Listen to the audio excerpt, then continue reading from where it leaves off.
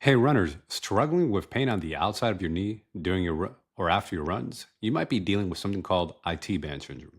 And today I'm going to show you exactly how to fix it and prevent it for good.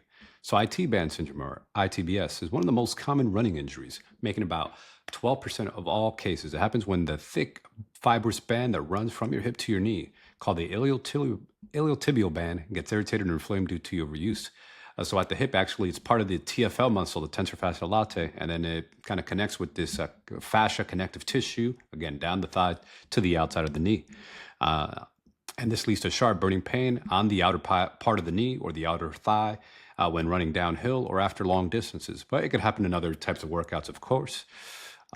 And let's talk some causes of IT band syndrome. It could be triggered by things like overtraining or increasing mileage too quickly. For example, in a 2-week cycle, if you increase your mileage by more than 30%, your likelihood, one, that's a big jump, right? You're increasing your weekly mileage, right? So you're increasing that volume by more than 30% in 2 weeks.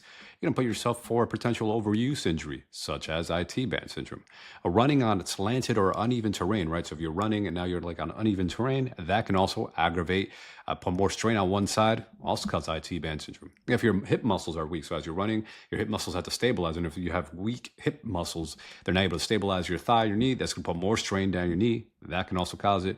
And then just having too much stiffness, like tight quads, hamstrings, or the TFL muscle that connects to the IT band, or even glutes, can actually also cause IT band syndrome. So the other cause is just poor running form, poor running mechanics, right? Maybe you're running with bad form, bad posture, because posture does matter for runners as well. Or running on worn out shoes. Your shoes are just too old, and now that's putting more stress, right? So now your ankle's moving too much, or it's causing too much strain up to your knee. But here's the thing: most runners don't know. Up to 25% of all knee pain can actually originate from the spine. So even if your symptoms, right, your pain shows up in the knee, the root cause may be coming from poor mechanics in the low back or pelvis. That's why proper mechanical assessment is key, not just treating the pain, but finding what's actually driving it. And to get a proper mechanical assessment, you got to work with someone who's trained in mechanical diagnosis and therapy. That's something that I'm trained in. So for you guys who don't know who I am, I'm Dr. Ray Peralta. I'm a physical therapist and run coach, but I'm also trained in mechanical diagnosis and therapy. And I have this diplomat in MDT, or the McKenzie method, on how to do these proper mechanical assessments to really drive to the root cause of kind of these mechanical orthopedic pains that you may be feeling. So here's how to know if it's IT band syndrome, right? Assuming that it's not coming from your back, we ruled out the back.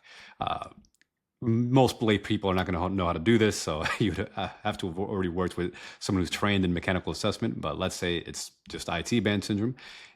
How do you know? There'd be sharp or burning pain on the outer knee. The pain worsens during or after your run.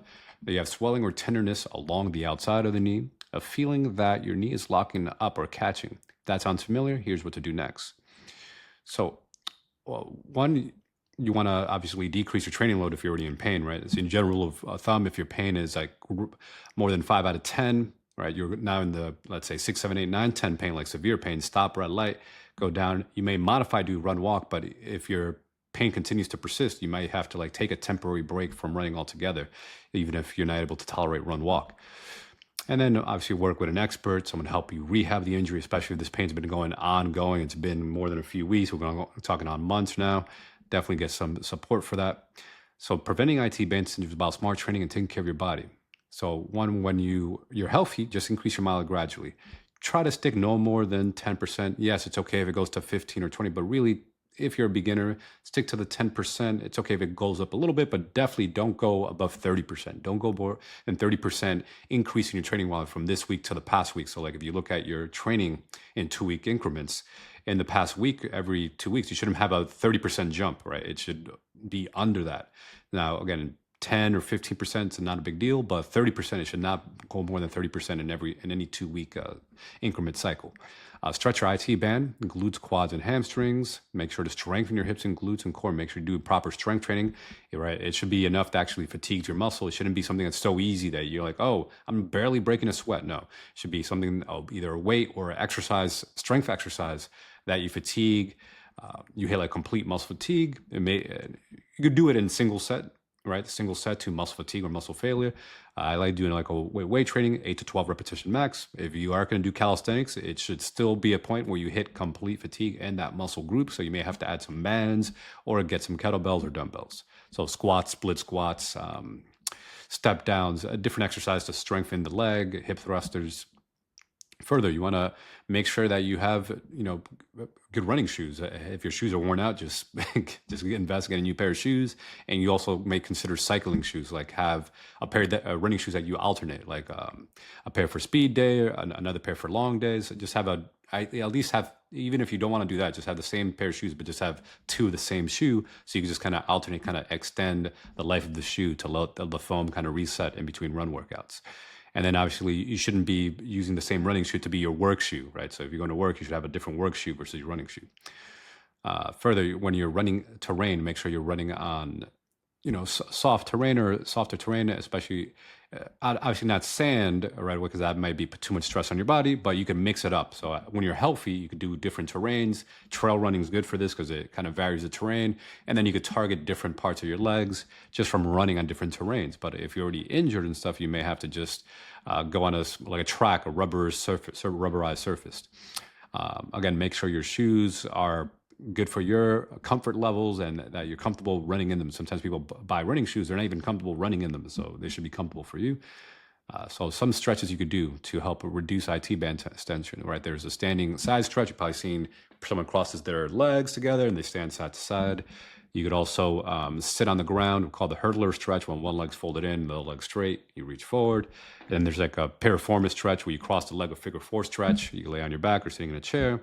And then you want to do that for 30 to 60 seconds, but then repeat it enough times so you accumulate anywhere from like 2 to 3 minutes. At the very least 2 minutes, but I'm actually a bigger fan of getting a bit more stretching for 3 to 5 minutes. Oftentimes people are so tight, they actually need more stretching. The shorter seconds, more just maintenance. If you're really trying to help improve the flexibility and decrease like excessive tensions, you actually have to spend a little bit more time stretching. Just a quick 20-second stretch isn't enough unless you're already flexible. So next, strength training. Again, you need to strengthen those muscles at least 2 to 3 times a week. Heavy strength training. Again, if it's too light, now you can pair it with your run. Yes, you can do it after your run workout, but the strength training, that exercises you do should be enough to actually fatigue the muscles. Again, you got squats, leg raises, clamshells, loopers. And now again, if these exercises are too easy for you, add bands, do weights, kettlebells. You could also do machines as well. Right, like standing hip machine or the seated hip opening closing machine. Okay, and if you're already dealing with IT band syndrome, again, you may have to cut back on your mileage, take a short break. Some people are able to continue with a run walk program. All right, just make sure you decrease the speed or the intensity. You're not going all out. You're going like easy jogs, easy pace runs, run walk. Oftentimes people can do run walk while they continue to rehab, but if run walk is still causing you pain, that's more than like 5 out of 10 pain, you're gonna have to scale that all the way back and maybe just stick to walking. And sometimes even walking may aggravate people who are already like flared up. So they may have to take like a good week or so just to deload, maybe just stick to biking or swimming, some other types of cross training while to allow that inflammation to calm down, and then continue with strengthening. And you could use a foam roller around the areas that are tight or stiff. It's a misnomer to think you can elongate the IT band itself, because that's actually a very strong structure. What's actually happening, when you foam roll, you're actually foam rolling the outer quads and then the TFL muscle. And oftentimes the muscular tension is what's going to help decrease the tension around the IT band. And most important though, because if you've been dealing with reoccurring IT band syndrome, make sure to get an assessment, a proper mechanical assessment with someone who's trained in MDT, this mechanical diagnosis and therapy. Someone like myself. There are people who are trained in the McKenzie method, but not so many of them also specialize with runners, and that's what I do. So if you want to learn more, or if you're like, hey, I just kind of want to check out a free training, I did create a free training for you guys on how to get back to running pain-free. I'm going to drop that free training link below. But don't ignore pain, because pain is often your body's way of telling you that something's off. So don't ignore it, and don't just chase around symptoms like, oh, I'm just going to, just foam roll it, and then it continues to persist, especially if it hasn't worked for you in the past, right? The definition of insanity is continuing to do the same thing that hasn't worked for you. So if you've been getting stuck, get professional help. Okay, so check out that free training. Stay healthy, stay running, and I'll see you on the next one.